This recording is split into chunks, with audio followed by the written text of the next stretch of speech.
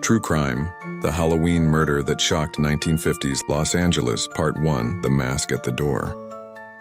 Halloween night, 1957, Los Angeles.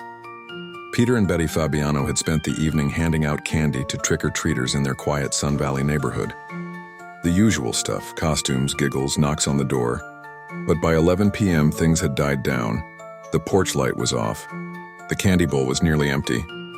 Then the doorbell rang. Betty was already in bed.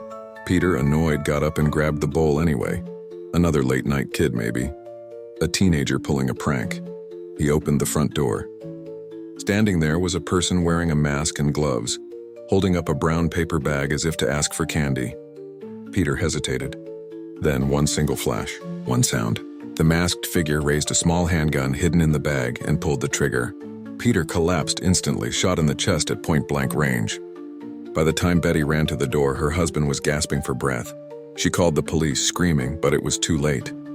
Peter Fabiano was murdered on his own doorstep by someone dressed like a trick-or-treater. The cops thought it was a random act, a burglary gone wrong, a Halloween prank that went too far. But something didn't fit. Nothing was stolen. There were no signs of a struggle. It looked planned.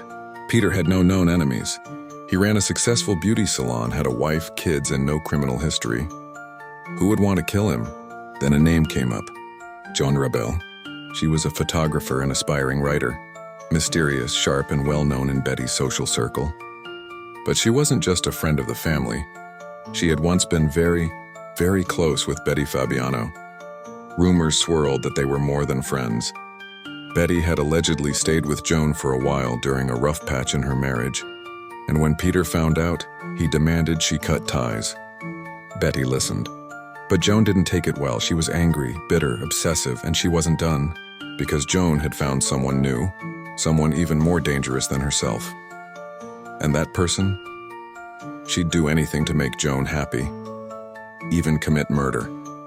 Part 2 reveals who pulled the trigger and why. And trust me, and you won't believe how far they went.